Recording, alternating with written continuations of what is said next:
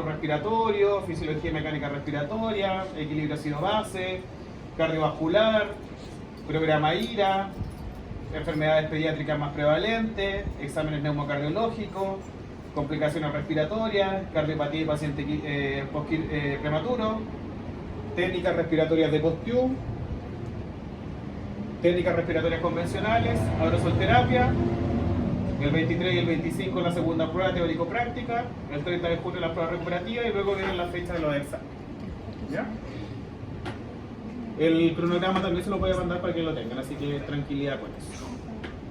Por mientras les pido por favor que alguien saque una hojita y coloquen su nombre y su root por motivos de lista, ya que todavía no aparecen todos en lista, pero para tenerlos ahí anotados y asegurados que están aquí.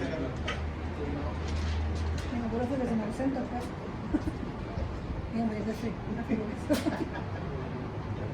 ¿Ya?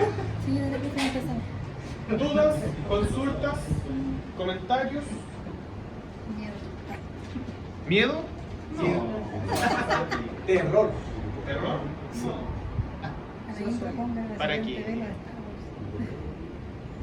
Lo van a pasar bien. Lo que me interesa es que integren, aprendan y puedan evaluar y tratar de forma adecuada. Pero esto depende de ustedes. Aquí el trabajo es compartir. Si me preguntan a mí qué consejo les puedo dar, lo que les mencioné al inicio, que notaban todos, que era estudiar clase a clase. Es lo único que les va a favorecer, digamos, el proceso de estudio y lo que vamos a ir visualizando. ¿Ya? Vamos a ver una gran cantidad de material, vuelvo a insistir. ¿Ya? ¿Por qué? Porque en la mayoría de las cosas conocemos a nuestros estudiantes y sabemos que muchas de las ocasiones solo pueden estudiar del PowerPoint, por eso de alguna manera algunas veces está muy tomado de letras, pero es para que no tengan que buscar información en otro lado y de alguna manera tengan esa consideración. ¿Ya? Ahora, si hay documentos que tengan que leer, se los voy a hacer saber efectivamente y lo vamos a ir revisando. ¿Ya? Ya, comencemos para no atrasarnos y no salir más tarde. Lo primero que vamos a revisar son definiciones de quina respiratoria que aparecen en la literatura, en donde dan un approach de aproximadamente lo que pretendemos que ustedes realicen al finalizar el curso de este primer semestre y este segundo semestre. Según la sociedad CEPAR, ¿ya? Que es la Sociedad Española de Neumología y Cirugía Torácica, indica de que la quina respiratoria es un arte, ¿ya? De aplicar diferentes técnicas físicas basadas en algo sumamente importante, que es el conocimiento fisiopatológico respiratorio. ¿Por qué? Porque de alguna manera aquí tengo que tener muy claro cuál es la fisiología normal, cuál es la fisiopatología y cuál es la patología del paciente que estoy atendiendo. Si no lo tengo claro, es de suma importancia y es deber de mí como profesional volver a repasar cada uno de estos conceptos si es necesario, porque así voy a saber qué es lo que es prioritario evaluar y qué es lo que no es prioritario evaluar y cómo lo puedo atender y cómo eventualmente podría evolucionar. ¿Ya? En una atención que es psicoemocional, aunque ustedes no lo crean, a veces nos convertimos en psicólogos. ¿Por qué? Porque somos uno de los pocos profesionales que pasan mucho tiempo con un paciente frente a una atención. ¿Ya? Y por lo tanto tenemos que escuchar aspectos psicoemocionales que en estricto rigor es importante poner oreja, porque en algunos de los casos esas alteraciones psicoemocionales pueden influir de una u otra forma en la adherencia de ese paciente a seguir el tratamiento o no a tener. ¿Ya? Por lo tanto aquí vamos a tener que tener esta estrecha relación paciente-tratante, ¿ya? Con la capacidad suficiente de que el paciente tenga la confianza de poder contar cualquier situación que puede o no afectar en su proceso terapéutico. ¿Y para qué?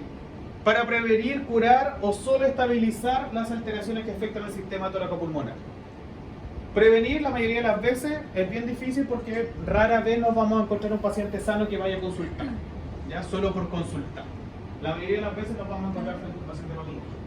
Sin embargo, vamos a tener algunas circunstancias donde sí nos vamos a encontrar en aspectos de prevenir, cuando por ejemplo un paciente crónico está estable y requiero que se mantenga estable. Por lo tanto, debo prevenir que se exacerbe o que tengan alguna alteración puntual. Molina y Varela son dos kinesiólogos de este país que en el año 2000 también describieron la quina respiratoria como el propósito de prevenir, tratar o revertir una disfunción cardiopulmonar, evitando el deterioro del transporte de oxígeno y así reducir las intervenciones invasivas. Esto tiene que ver principalmente, ustedes van a conocer, de que existen diferentes tipos de disfunciones cardiorrespiratorias o respiratorias como tal, que pueden ser obstructivas, restrictivas, mixtas, etc. Y que obviamente van a afectar la función más importante que tienen los pulmones, que es el transporte de gases en sangre, ¿ya? O, en este caso, el intercambio gaseoso como tal, ¿ya? Desde ahí hay que tener en consideración siempre de que el intercambio gaseoso no se realiza solamente con el oxígeno. Muchas de las personas solo se acuerdan del oxígeno, pero también se hace a través del CO2. Y ambos gases son de suma importancia para el intercambio gaseoso. Y si eso se ve alterado, eventualmente vamos a tener que tener intervenciones invasivas, como por ejemplo el uso de la ventilación mecánica. Cuando ya no fue suficiente con métodos convencionales poder restablecer esa función pulmonar deteriorada, vamos a tener que tener el uso de la ventilación mecánica o el uso de la presión positiva. La rama kinésica del hacer indica de que la quina respiratoria es un conjunto de procedimientos orientados al tratamiento, la prevención o rehabilitación de afecciones que comprometen el aparato respiratorio, usando elementos de kinesioterapia como de fisioterapia. ¿Por qué? Porque aquí vamos a tener varias opciones para poder tratar a los pacientes. Los puedo tratar con mis propias manos o los puedo tratar con el uso de instrumentos, ¿ya? Y ahí está la fisioterapia respiratoria manual frente a la fisioterapia o la kinesioterapia instrumental, ¿ya? Que lo vamos a visualizar a lo largo de este. Huayquilaf es una colega de Temuco que publicó hace muy poco, en el año 2023, en la revista de kinesiología, la historia de la kinesiología respiratoria, y ella, de todos los artículos que revisó, propuso una definición de quina respiratoria que es la que ustedes ven aquí, ¿ya? Ella indica de que la KLR se puede definir como la aplicación externa de una combinación de fuerzas para aumentar el flujo de transporte del mucus. Consiste en una combinación de estrategias terapéuticas enfocadas en prevenir, tratar y estabilizar condiciones clínicas y cumple diversos objetivos, como mejorar el transporte mucoso de la vía aérea, cómo mantener o optimizar la ventilación en los campos pulmonares, cómo reeducar un patrón ventilatorio, cómo optimizar la relación ventilación-perfusión, fortalecer los músculos respiratorios, entre otros, ¿ya? Por lo tanto, ella hace un desglose un poco más acabado con respecto a lo que nosotros buscamos, ya que ustedes, al tener los dos cursos de respiratorio, ustedes puedan generar ya estos aspectos de prevenir, tratar y curar diferentes disfunciones del sistema respiratorio utilizando diferentes objetivos. Ahora, desde el punto de vista histórico, la kinesiología respiratoria en sí no es muy antigua, ¿ya? Es bastante nueva y de hecho en nuestro país es más nueva aún. En el antiguo Egipto aparecen los primeros indicios de kinesioterapia respiratoria que tienen que ver particularmente con lo descrito en algunos papiros que existen del momento, en donde se describe que se utilizaban inhalaciones para permeabilizar la vía aérea congestionada, ¿ya? Que muchas de las veces, ¿ya?, estaba asociada a diferentes plantas que se hacían hervir y se generaban inhalaciones de estas plantas para permeabilizar la vía. También aparecen los masajes terapéuticos y la farmacoterapia natural o la utilización de la acupuntura en la antigua China como métodos también para remover obstrucciones producidas por una enfermedad, ¿ya? Que en ese momento nadie conocía cuáles eran, lo que se describía, pero en estricto rigor era alma y alma, ¿ya? Lo más común.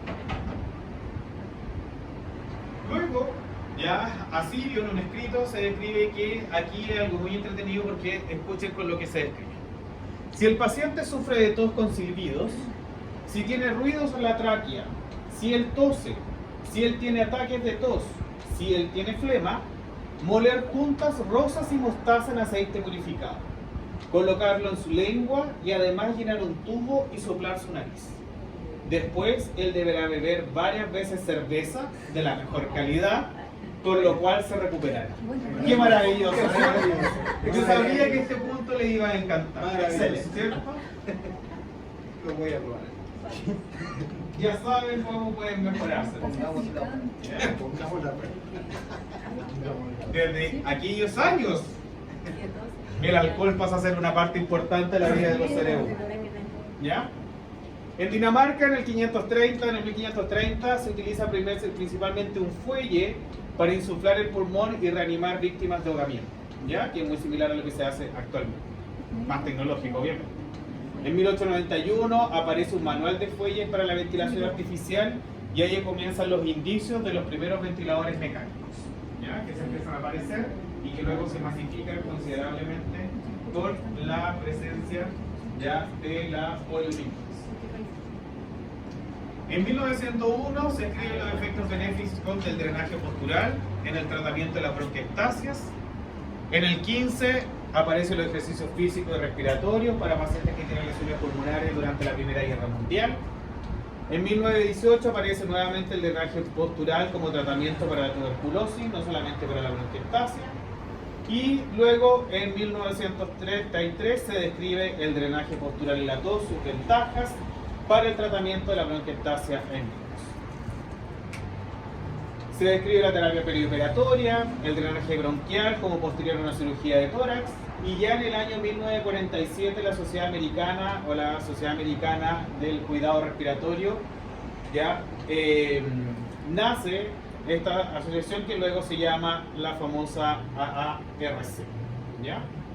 Y desde el año 1950 aproximadamente es que ya todo lo que tenga que ver con la fisioterapia principalmente incluye al kinesiólogo como tal y por lo tanto se describe esta extensión del sistema respiratorio y ya en el año 1950 con la gran cantidad de poliomielitis que hubo a nivel mundial, ya los aspectos respiratorios empezaron a crecer aún más.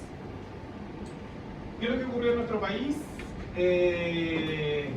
Antes se describe el terapeuta respiratorio como la persona encargada de prevenir, cuidar y tratar las lesiones respiratorias. Luego aparece que el drenaje postural y las migraciones o palmadas con percusión combinadas con bronquilatadores es una técnica eficaz. Y luego el drenaje postural con palma en el tórax es el estándar de oro de la KTR hasta que surgieron nuevas técnicas en el año 1960. En nuestro país, principalmente, el impulsor de la kinesiología respiratoria es el kinesiólogo Raúl Valdés, que trató pacientes en el Hospital de la Universidad Católica de Chile en el servicio de tórax, ¿ya? Él fue uno de los primeros kinesiólogos que se dedicó al área respiratoria y tuvo la oportunidad también de asociarse con ciertos médicos para imponer estas posibilidades que los kinesiólogos o los fisioterapeutas podamos tener una participación en el tratamiento de estos pacientes. Se estaba constituyendo también el tratamiento intensivo respiratorio con 3 camas en el servicio de tórax de la Católica, en donde lo invitaron a participar, y luego se formó en neumología y se autorizó que él utilizara fonendoscopio para el examen físico de paciente. Posteriormente, en el 65, en el 1965, viajó a Buenos Aires, al Hospital de Cuidado Intensivo de María Ferrer, en donde ya adquiere los conocimientos de quimio respiratoria y vuelve a Chile en el 67 a planificar y a transmitir esos conocimientos. Y en el año 70 se crea la kinesioterapia del paciente respiratorio, que era un curso que fue bastante exitoso, ¿ya? Y que posteriormente se instauró como kinesioterapia en el paciente respiratorio, que es un curso que actualmente está en la Chile, ya con diferentes nombres que han ido mutando alrededor de los años, ¿ya? Ahora, antecedentes nacionales importantes que tienen que ver con la salud respiratoria. Bueno, en el año 70 y 73 se incorporó en norma las enfermedades respiratorias del niño la kinesioterapia respiratoria. En los años 80 aparece la norma en respiratorio del niño que se describe que para su tratamiento requiere ya de quina respiratoria. En el año 87 o 1987 se incorporan en el arancel de FONASA las técnicas kinésicas respiratorias o la kinesioterapia respiratoria como tal, como prestación. En el año 1990 se crea el programa IRA, que este es el gran caballito de batalla junto con el 2001 con la norma ERA, que son los dos grandes programas ejecutados de atención primaria que releva ya el rol del kinesiólogo respiratorio en la sala hospitalaria a un nivel bastante alto, producto de los buenos resultados que tuvo este programa en disminuir las tasas de mortalidad infantil y de personas adultas mayores. Programa de salud respiratoria en Chile, bueno, ya conocemos el IRA y el ERA, el programa de tuberculosis también ahí se cruza un poco con el programa ERA, el programa ampliado de inmunizaciones, que nos sirve bastante, influenza, neumococo, COVID, nirsevimab actualmente. Hay un programa de fibrosis quística, hay un programa de ventilación no invasiva y hay un programa de oxígeno ambulatorio también, ¿ya? Y aquí podemos ver cómo los programas IRA y ERA, cada una tiene que ver con los aspectos de campaña de invierno, ya en donde tienen un boom el trabajo de las salas IRA y ERA. Hay una vigilancia epidemiológica de los virus respiratorios, hay vacunas, actualmente nos encontramos frente a la campaña de vacunación de influenza, COVID y nirsevimab, ya que partió el 1 de marzo. Hay estrategias comunicacionales que buscan prevenir enfermedades respiratorias, evitar contagio, ya, estimular la vacunación. Hay también programas de surfactante pulmonar para pacientes prematuros, el programa de oxígeno ambulatorio y diferentes guías clínicas como la de fibrosis quística, la de IRA en menores de 5 años, la de asma, tanto mayores de 15 o menores de 15. Está el programa de asistencia ventilatoria no invasiva, ¿ya? Y en el programa ERA lo mismo, pero ya enfocado al adulto. Y aquí particularmente el GES de NAC, de EPOC y el de asma mayor a 15 son de alguna manera los aspectos más importantes a desarrollar. Otros GES creados, bueno, lo mismo que ya hemos visto: IRA baja, asma bronquial en menores de 15 años, distrés respiratorio del recién nacido, fibrosis quística, EPOC de manejo ambulatorio, displasia broncopulmonar, neumonía adquirida en la comunidad de 65 años y más. Y últimamente ya el GES 87, el 81, cáncer de pulmón en personas de 15 años y más. ¿Ya? Ahora, en nuestro país en general, solo para comentar, luego lo vamos a poder discutir con mayor detalle, es que existen dos grandes tendencias de técnicas kinésicas respiratorias. Una de ellas son las técnicas de Post-Tube y otras son las técnicas convencionales. Las técnicas convencionales en general se conocen más en el lado de Latinoamérica, ¿ya? En cambio, las técnicas Post-Tube son las técnicas que en estricto rigor son las que presentan mayor evidencia científica, ¿ya? Y son más bien anglosajonas. Y de alguna manera están respaldadas por el consenso de fisioterapia respiratoria que se originó en Lyon en 1994. ¿Qué fue aquí? Fue una convención de 700 especialistas ya del área respiratoria, entre neumólogos, broncopulmonares, fisioterapeutas respiratorios, etc., que de alguna manera lo que hicieron es establecer un modelo de fisioterapia respiratoria. Y ese modelo de fisioterapia respiratoria hoy en día es lo que se conoce como técnicas kinésicas de Post-Tube, que son algunas de las técnicas que ustedes van a conocer. Probablemente no en todos lados ni no todas las escuelas de kinesiología del país son capaces de formar kinesiólogos en el área Post-Tube. ¿Por qué? Porque lo ideal es que de alguna manera quien imparta la educación de esas patologías sea alguien que esté acreditado, ¿ya?, para enseñar técnicas de Post-Tube, ¿ya? Y en este caso, por ejemplo, yo sí estoy acreditado para enseñar técnicas de Post-Tube. Me acredité hace mucho tiempo atrás cuando vinieron, principalmente vino Post-Tube, el mismo autor de las técnicas kinésicas, a hacer un curso de evaluación y técnicas kinésicas de Post-Tube en Viña del Mar, y que tuve la oportunidad muy grata de poder participar, y desde ahí en adelante sí. Así es. Así que es uno de los aspectos más importantes que tienen que considerar ustedes, porque no en todos lados enseñan fisioterapia Post-Tube, sino que la mayoría de las veces es solo convención.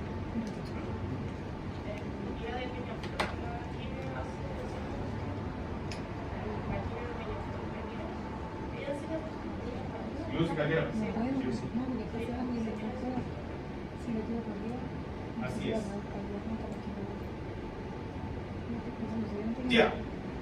¿Dudas y consultas con esta primera parte?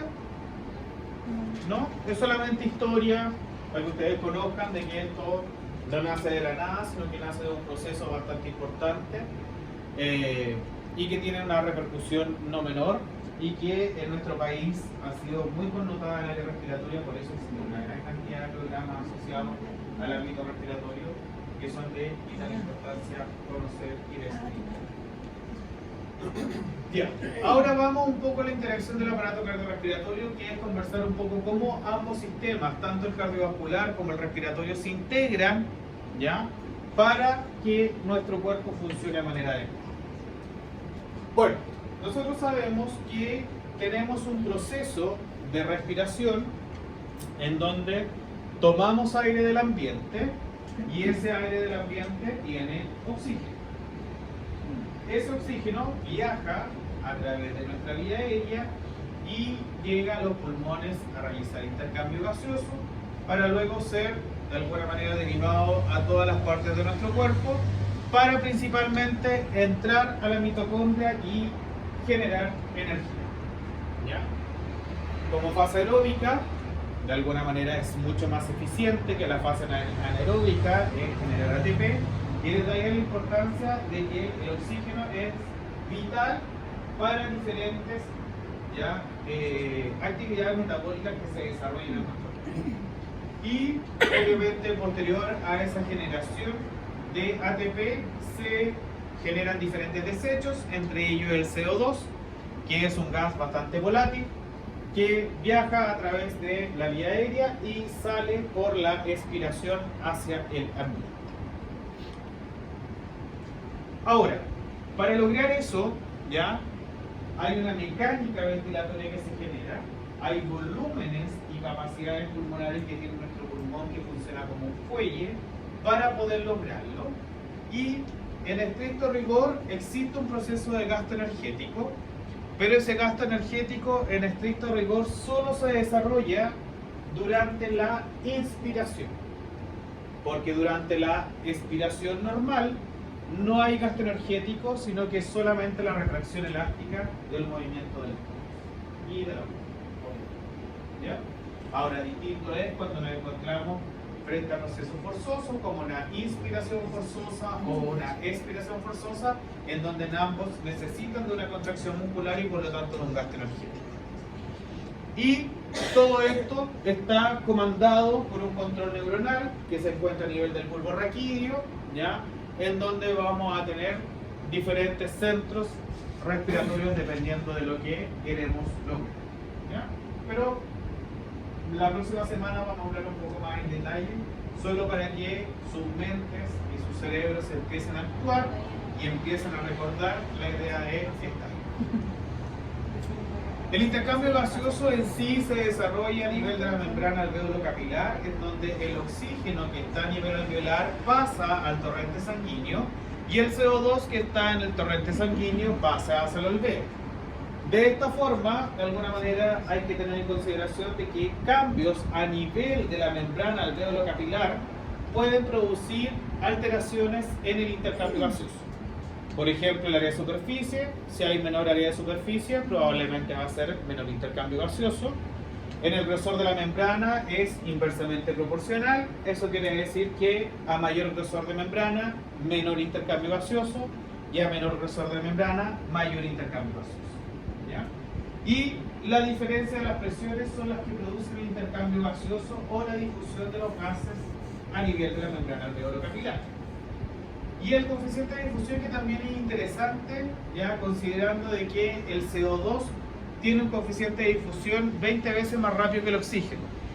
Por eso, frente ya a aspectos de intoxicación por monóxido de carbono, el CO2 viaja mucho más rápido que el oxígeno y la persona cae en este estado ya de inconsciencia o desmayo, producto del déficit de oxígeno, ¿ya? Y que de hecho se puede morir si que se mantiene en esa misma condición. Solo porque el coeficiente de difusión es distinto, es más rápido el del CO2 que el del oxígeno. Y la interacción de los sistemas tiene que ver con esto, ¿ya? Con la circulación pulmonar y la circulación sistémica, o circulación mayor y circulación menor, ¿ya? En donde de alguna manera de las venas cavas superior e inferiores del seno coronario pasa la sangre desoxigenada al atrio derecho o a la aurícula derecha, pasa a la válvula tricúspide, al ventrículo derecho, a la válvula pulmonar y se va a los pulmones a oxigenarse a través de las arterias pulmonares. Llega a los pulmones y la sangre oxigenada se va por las venas pulmonares hacia la aurícula izquierda, pasa a la válvula bicúspide, al ventrículo izquierdo, la válvula aorta, hacia la aorta en general y hacia todo el cuerpo y se produce nuevamente, ¿ya?, lo que tiene que ver la circulación menor frente a la circulación mayor, ¿ya? Por lo tanto, ambas circulaciones son de vital importancia porque una lleva los desechos y la otra permite la oxigenación, ¿ya?, de nuestros tejidos y nuestros órganos. Y obviamente está este sistema cardiocirculatorio, que son estas grandes tuberías por donde transita el flujo sanguíneo, que está rico en oxígeno y también rico en desechos, dependiendo del lugar en el cual se encuentra. Llegan y desembocan a nivel de esta gran cámara o estas 4 cámaras que componen el corazón y permiten el bombeo, ¿ya?, necesario para lograr, ¿ya?, que el aire, o sea que en este caso el oxígeno, circule a través del sistema. Y ahí tenemos, digamos, un trabajo completo en donde hay captación del aire, particularmente oxígeno, se produce el intercambio gaseoso a nivel pulmonar, hay un bombeo del corazón que permite que este oxígeno se transporte hacia los tejidos, llegue a los tejidos, hay aporte celular de oxígeno, se obtenga energía, se expulse agua y otros desechos, se retorna a través del retorno venoso, se vuelve el CO2 hacia la vía pulmonar nuevamente para ser expulsado en la fase expiratoria. Todo ese proceso en particular es lo que yo debo visualizar cuando evalúo a un paciente que tiene alguna condición respiratoria puntual.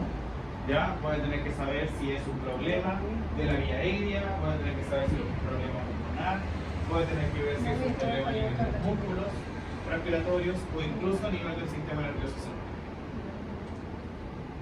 Por lo tanto, es importante tener en consideración primero la fisiología normal y luego la fisiología por grupo etario, porque claramente lo que puedo hacer con el paciente pediátrico es muy distinto que puedo hacer con una persona mayor, ¿ya?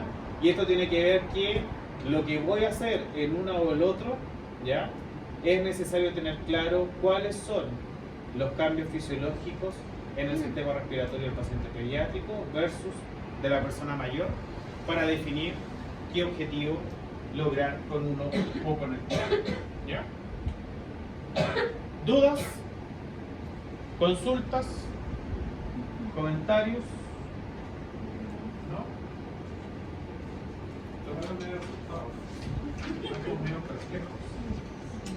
Sin palabras.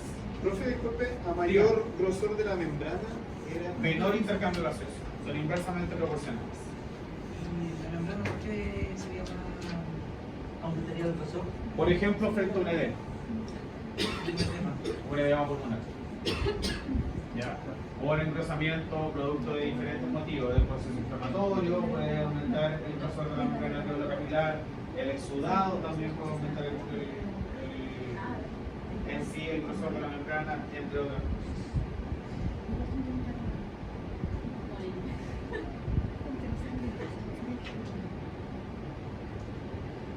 ¿No tienen como relación con el área de superficie y el grosor de la membrana? O sea, en cierta forma podría estar involucrado. A mayor grosor de membrana probablemente va a tener menos superficie de intercambio. Profe, ¿y esa membrana se engrosa por la edad? No necesariamente. En estricto rigor no. Ya. Influye básicamente en un evento patológico. En la mayoría de los casos. Pueden haber eventos estructurales o alteraciones congénitas que también pueden producir aumento de la membrana alveolo-capilar.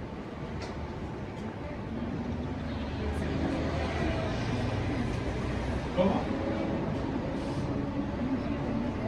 Sí. ¿Congénita? Ya vamos a revisar. Tranquilidad. ¿Pero qué patología congénita conocen desde el punto de vista respiratorio?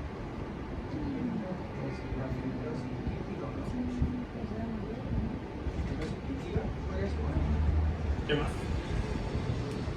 Hay kinesicidad, por ejemplo. Son patologías que de alguna manera pueden producir alteraciones inductivas. Ya. ¿Avanzamos? Sí. Muy bien. Vamos a hablar entonces sobre la historia clínica y el examen físico-torácico como tal. A ver, en una historia clínica es importante tener en consideración varios aspectos y entre ellos los que están mencionados en la diapositiva son de vital importancia cuando yo me enfrento a un paciente respiratorio. ¿Alguien puede explicarme por qué cree usted que la anamnesis próxima es relevante o qué es la anamnesis próxima? Partamos por eso. ¿Qué es la anamnesis próxima?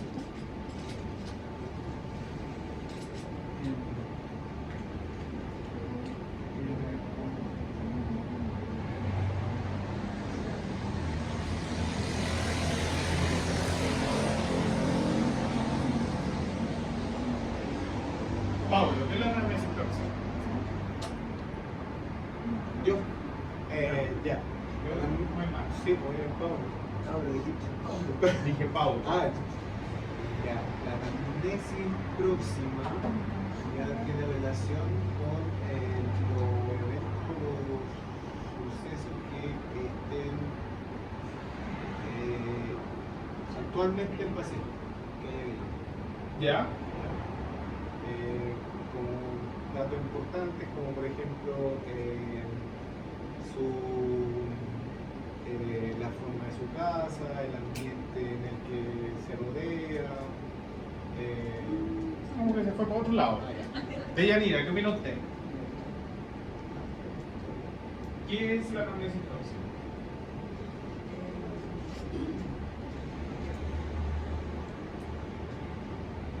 Como la recopilación de los datos importantes que puedo ver para ver cuál es la causa del cuadro, por ejemplo, si tiene fiebre, si estuvo expuesto a algún contaminante, hace cuántos días que tiene eso. Cosas así. Ya. David, ¿qué opina usted?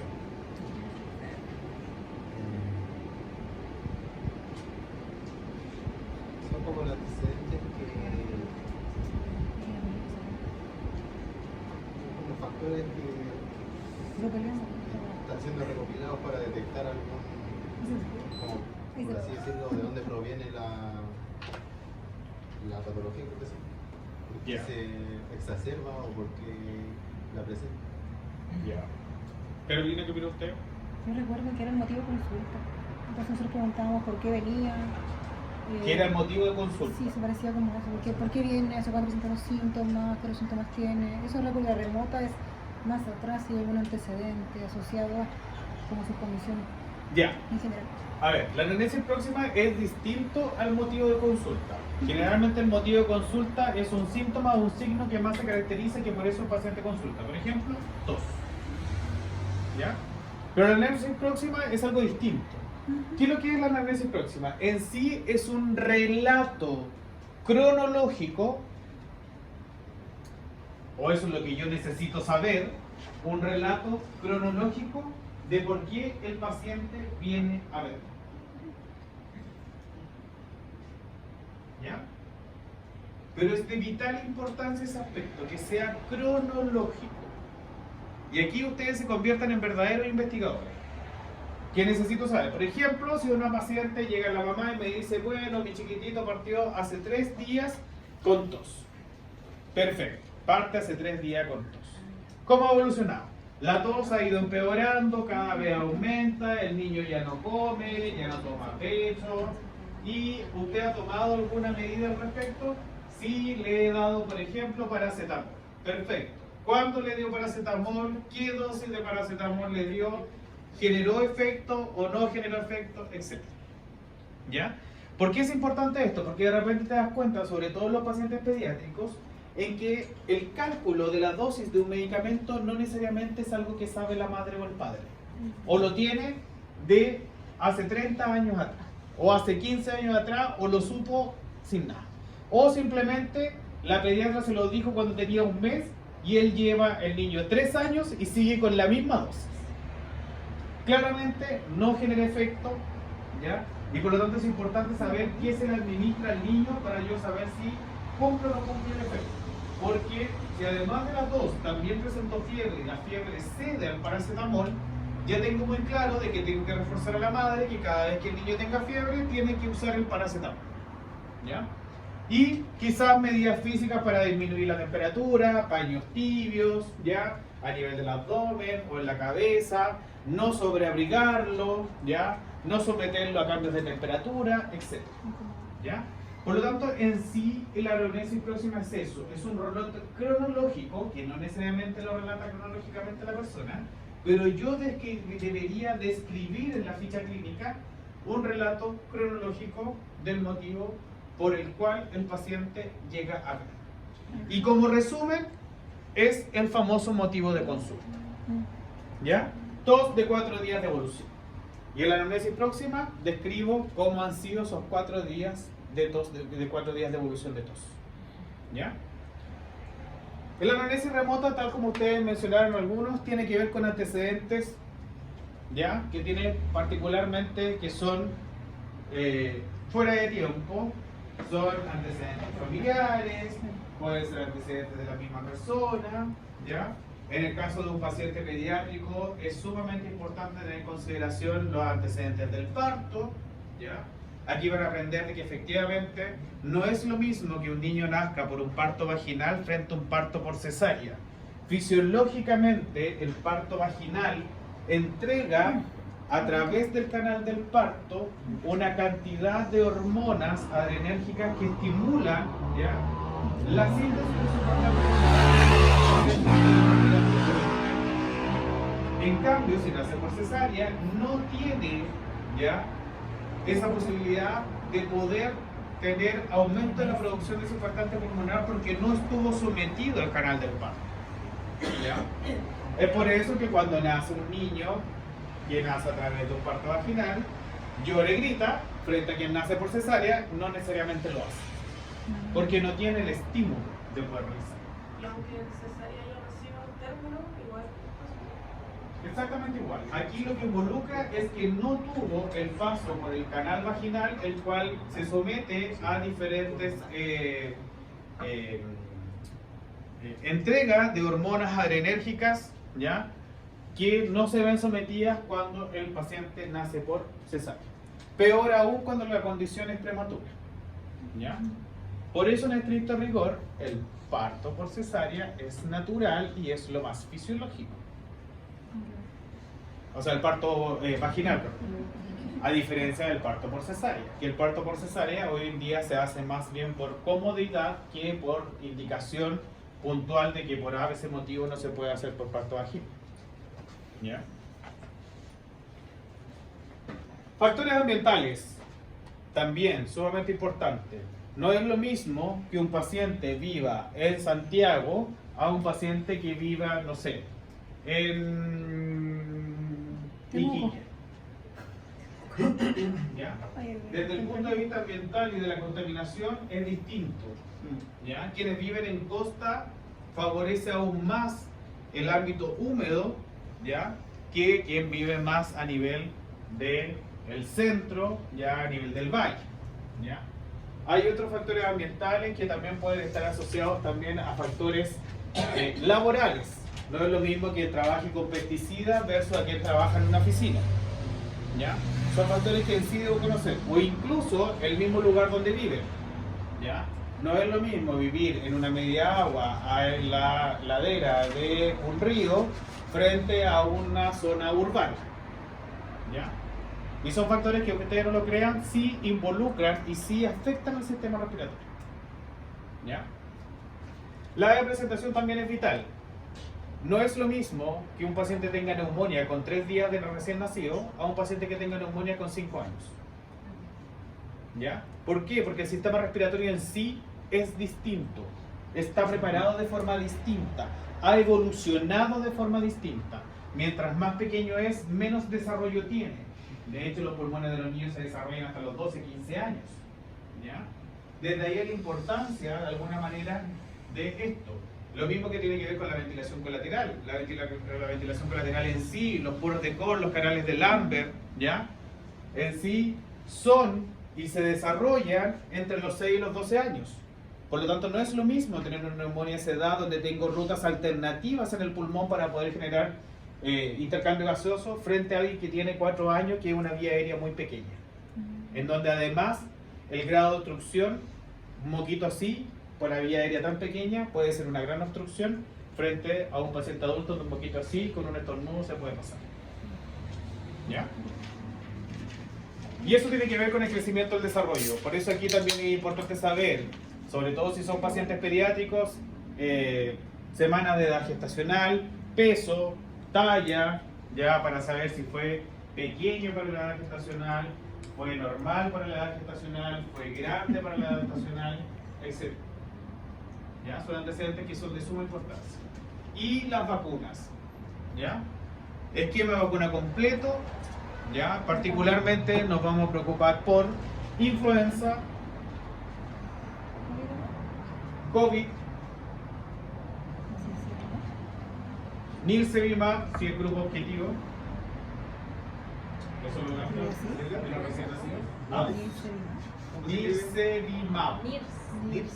Nirsevimab.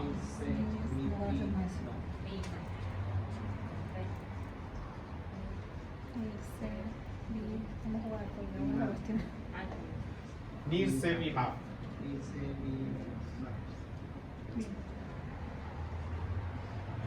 ¿Ya? Influenza, COVID, Nirsevimab, neumococo.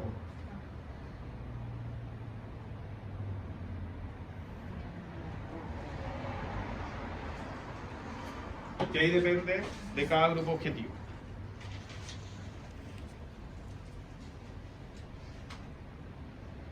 ¿Ya?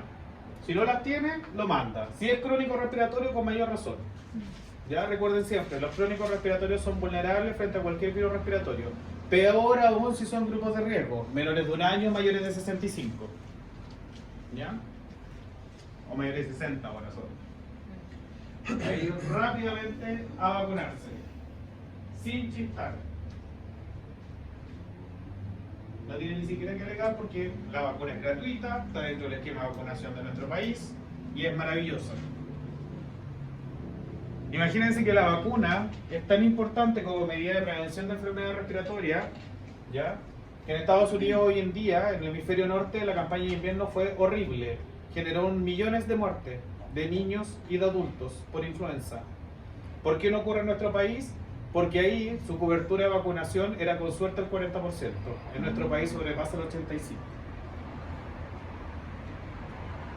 Por eso que algunos digan que no somos muy desarrollados, bueno, nuestro plan de vacunación es uno de los más desarrollados a nivel mundial. Y por eso ya tenemos erradicada una gran cantidad de enfermedades.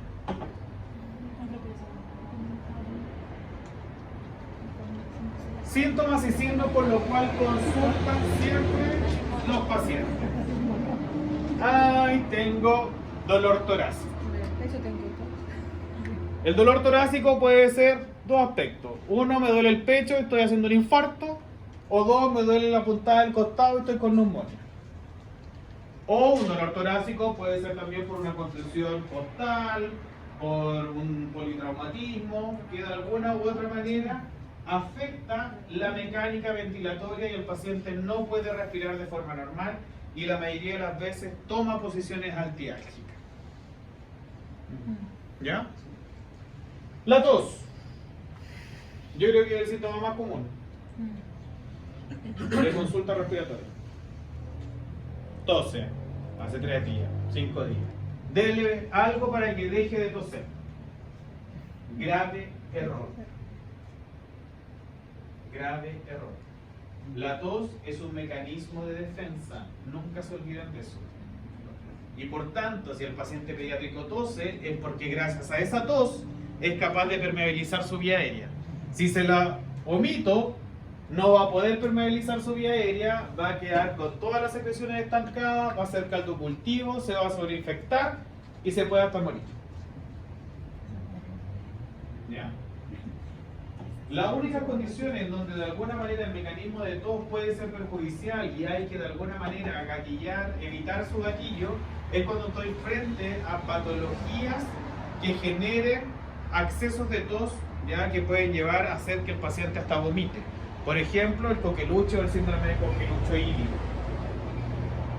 Pero en las otras condiciones debo dejar que el paciente tose, porque es un mecanismo de defensa. Lo que sí puedo mejorar las condiciones por las cuales están esas secreciones en su vía respiratoria. ¿Ya? Y aquí ustedes tienen que tener en consideración que para nosotros es muy vital la hidratación de esa persona.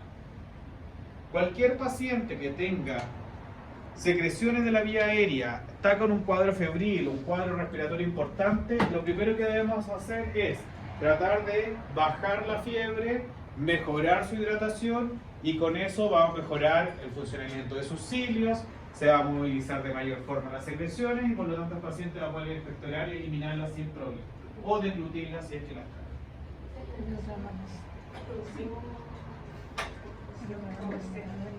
Ahí la tos seca hay que ver por qué se produce, si hay un alérgeno en particular, si te lo produce incluso a veces hasta medicamentos, ¿ya? Por ejemplo, quien usa corticoides, dentro del corticoide, el uso de corticoides prolongado o incluso ni siquiera el uso de corticoides prolongado, sino que a baja o altas dosis, ya como para tratar de disminuir procesos inflamatorios rápidos, puede producir hipo, incluso puede producir tos, ya como efecto secundario, ¿ya? Entonces por eso hay que saber cuál es el motivo de la tos, porque quizás el motivo de la tos es una descarga posterior que puede ser mejorada, ¿ya? En el sentido de que puedo utilizar un antialérgico que me favorezca evite de alguna manera la descarga excesiva, ¿ya? De estímulos de tos, ¿ya? Pero cuando es por secreciones, bajo ningún punto de vista, ¿ya? Utilicen esos antitusivos porque están cortando la posibilidad de ese paciente de poder permeabilizar su vía. A lo más utilizar mucolíticos y hasta por ahí nomás porque la evidencia tampoco los recomiendo mucho, ¿ya? O de alguna manera, ¿ya? Medicamentos que mejoren la viscoelasticidad de la secreción, pero omitirla bajo ningún punto. Pero no sirve. Claro, Profe, dígame. pero dentro de, por ejemplo, en la misma sala IRA, como que favorecer esta fase de la tos para una mejor movilización de las secreciones, puede ser llamémoslo así, un tratamiento o mejorar o especializarse como en eso, en la fase de la tos. Sí. De hecho, yo como kinesiólogo respiratorio tengo que evaluar la tos de ese paciente para saber si alguna de sus fases está alterada. Porque alguna de sus fases está alterada hace que su mecanismo de tos no sea eficiente y por lo tanto no pueda permeabilizar por sí mismo. Si yo mejoro esa condición, el paciente puede permeabilizar por sí mismo. ¿Profe, podría recordar cuáles son las fases? Ya lo vamos a ver, tranquilidad. Hoy día lo vamos a ver. Por Son favor, 3. por favor. Fase inicial o de inspiración profunda, fase 2 o fase compresiva y fase 3 o fase expulsiva. Y en algunos casos se describe una fase 0 que es la fase de estimulación del receptor. Ya por eso en algunos lados, en alguna literatura aparecen 4 fases o 3 fases, pero en realidad son 3, la primera es como la estimulación del receptor. Expectoración. ¿Qué es la expectoración?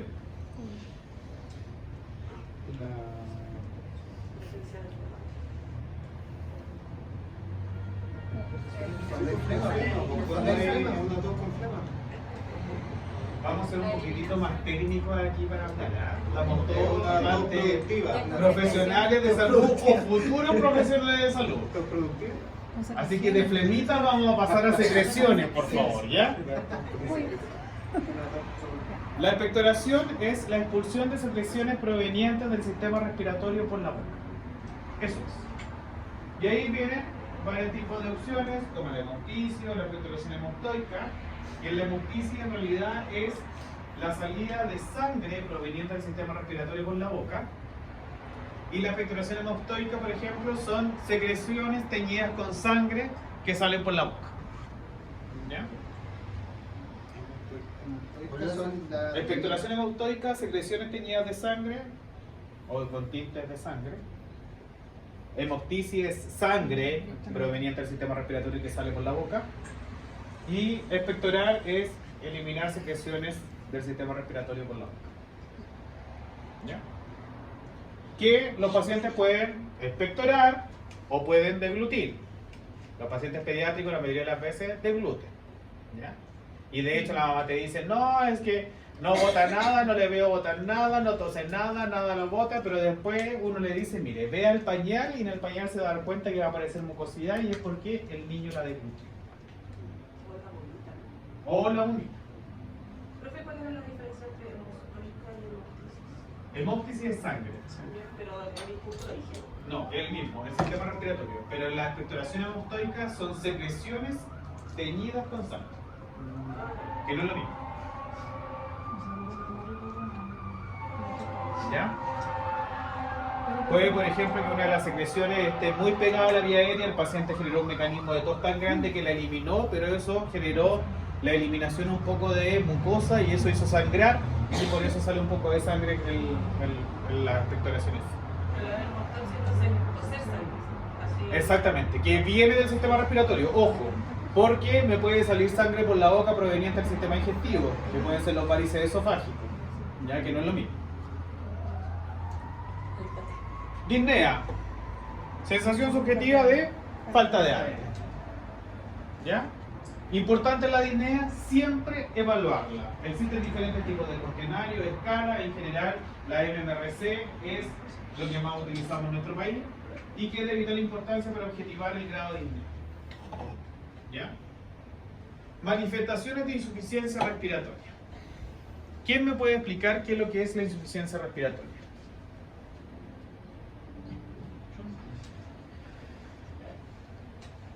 De a uno sí, ¿eh? No es necesario que se voltee para contestar.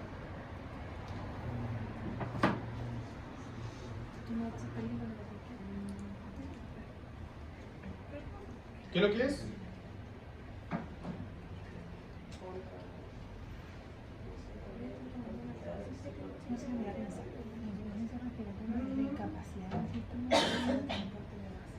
Sí, pues, definición de primer año.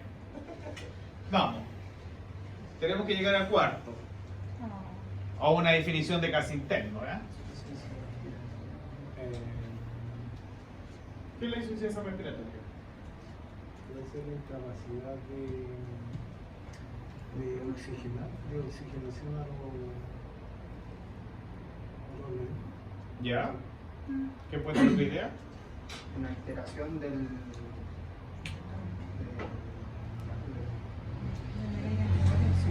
¿Ya?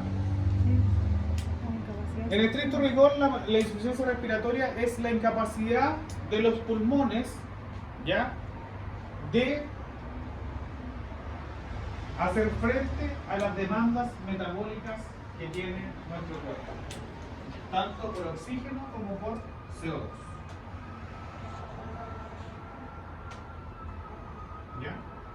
Y la mayoría de las veces ustedes van a ver en el ámbito clínico de que muchos pacientes tienen diagnóstico de insuficiencia respiratoria y de alguna manera lo hacen clínicamente solo por el hecho de que el paciente tiene apremio respiratorio.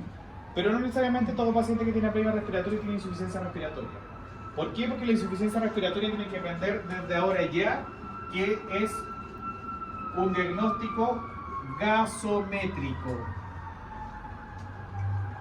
Es decir, requiero gases en sangre arterial para saber si efectivamente existe. Y ahí tenemos la insuficiencia respiratoria tipo 1 o hipoxémica y la insuficiencia respiratoria tipo 2 o ventilatoria o la hipoxémica también conocida como parcial y la ventilatoria como global. ¿Qué involucra cada uno? Bueno, en la tipo 1, que puede ser hipoxémica o parcial, también conocida, lo que ocurre es que la presión arterial de oxígeno es menor a 60 milímetros de mercurio. En cambio, la presión arterial de CO2 está normal o disminuida. Distinto es en la global porque aquí tenemos alteración de ambos gases. Eso quiere decir que la presión arterial de oxígeno es menor a 60 milímetros de mercurio y la presión arterial de CO2 es mayor a 49 milímetros de mercurio. ¿Ya? Por lo tanto, en la hipoxémica es el oxígeno el que está alterado y en la global o ventilatoria ambos gases están alterados o fuera de rango.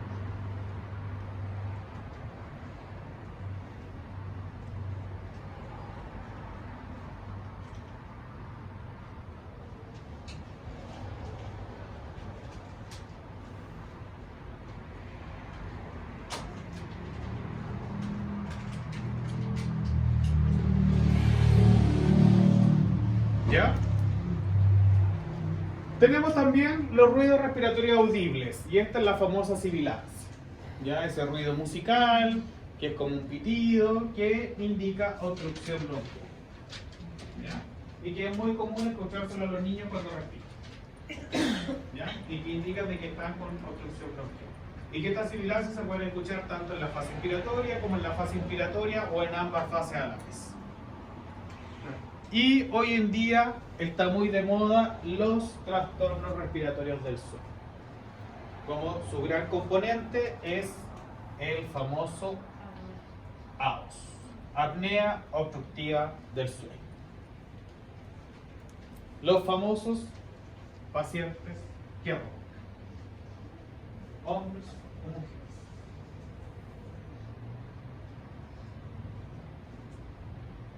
¿Ya? Pero eso no entran los que hacen apnea del sueño.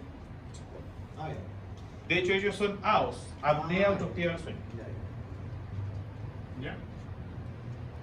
Que parten primero como roncadores primarios y luego empiezan a tener diferentes tipos de espectros dentro de la obstrucción por sueño hasta llegar a la apnea obstructiva del sueño. Los pacientes con AOS son los que tienen que utilizar respiración en la noche. No necesariamente, va a depender de la gravedad o del índice de apnea y apnea que tengan. ¿Ya? La mayoría de las veces los que son clasificados como graves son los que tienen que usar CPAP. Los leves moderados utilizan otro tipo de dispositivos que están asociados más bien a dispositivos de avance mandibular, dispositivos que tienen que ver con la higiene de sueño, dispositivos, o condiciones que tienen que ver también con el consumo de ciertas bebidas, etcétera, etcétera. Pero el grave sí o sí tiene que tener el uso del CPAP, entre otras indicaciones.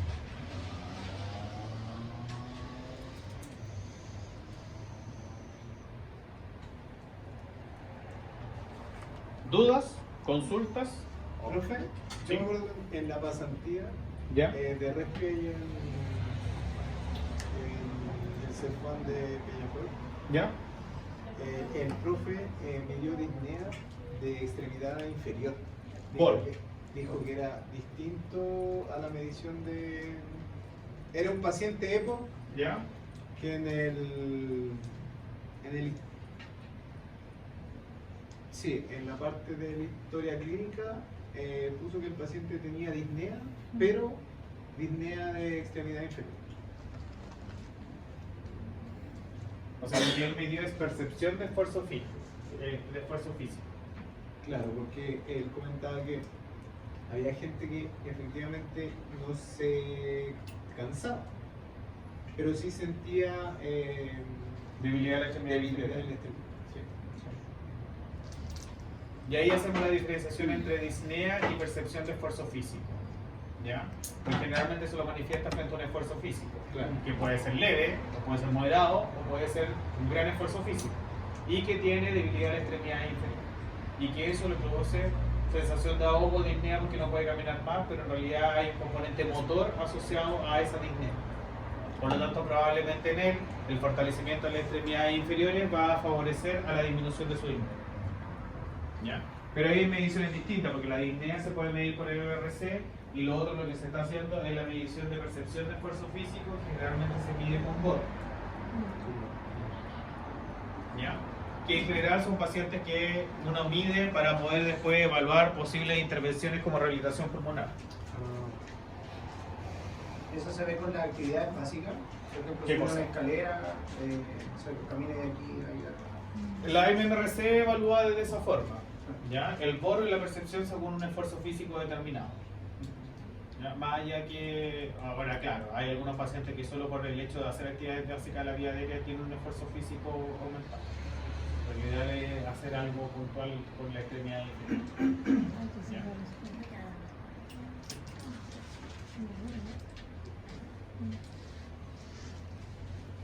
Ya. Antes de evaluar el pulmón es de vital importancia saber la topografía torácica. ¿Qué es la topografía torácica? Son diferentes líneas, tanto horizontales como verticales, que me van a dividir el tórax y me van a manifestar diferentes áreas. ¿Ya? Que son de vital importancia porque estas me van a permitir describir diferentes hallazgos que pueda encontrar en el sistema respiratorio. Por ejemplo, desde el punto de vista de las líneas verticales por anterior, tenemos la primera línea que es la línea medio esternal, que pasa por la mitad del esternón y que divide el tórax en dos hemitórax, hemitórax derecho, hemitórax izquierdo. Luego, a cada hemitórax le corresponde una línea medio clavicular que pasa justo por la mitad de la clavícula. Y tenemos una línea medio clavicular derecha y una línea medio clavicular izquierda. Y luego tenemos la axilar a cada lado, axilar anterior, que comienza en el pliegue axilar, tanto del lado derecho como también del lado izquierdo. Por lateral vamos a encontrar la primera parte de la línea axilar anterior. Justo por la mitad de la axila pasa la línea axilar media, también tenemos derecha e izquierda. Y por donde termina el pliegue de la axila va a pasar hacia abajo la vertical, la línea axilar posterior. Y por posterior vamos a tener dos grandes líneas verticales que son la línea vertebral o espinal que pasa por las espinosas y la línea escapular que pasa entre comillas por la mitad de la escápula y por el borde inferior de la espina. ¿Ya?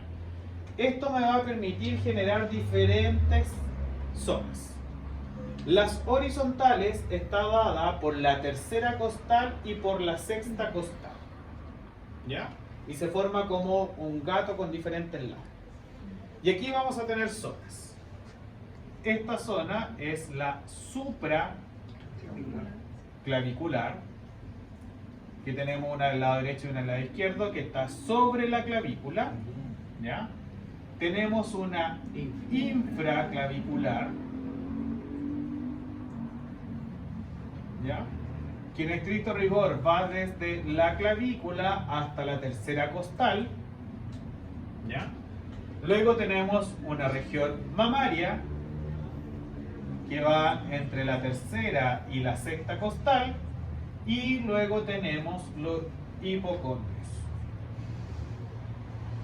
¿Por qué es importante esto? Porque esto me va a permitir ya describir ciertos hallazgos que yo puedo encontrar en el examen físico-torácico. Y además, porque en cada una de estas zonas se proyectan diferentes partes del pulmón.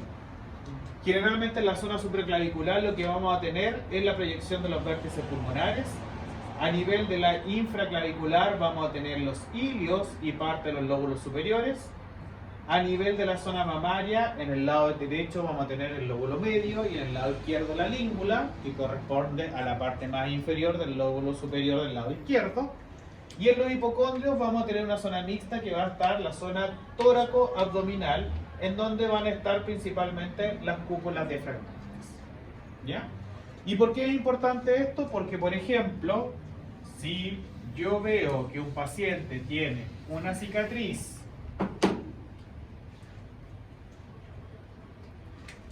en esta zona, yo voy a decir que ese paciente tiene una cicatriz en la zona mamaria del lado izquierdo, más cercano a la tercera costal, ¿ya? O cercano a la línea medio esternal.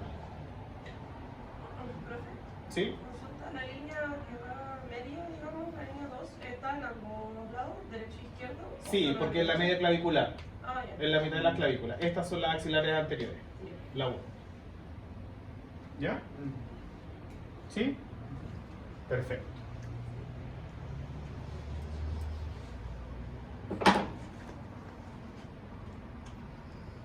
¿Dudas? ¿Consultas? ¿Comentarios hasta aquí? Dígame. ¿Esas áreas se repiten por parte posterior igual o son diferentes? En estricto rigor es más bien por anterior. Por posterior sí podría darse la misma condición. ¿Ya? Pero dando claridad de que describa si la zona es por anterior o por posterior. O sea, también se ¿Ya? describiría como tercera costal. Sí, la mayoría de las veces sí. ¿Ya? ¿Dudas? ¿Consultas? ¿Algo más? Ya. 15 minutos de descanso y volvemos. Para estar de lleno el examen físico torácico.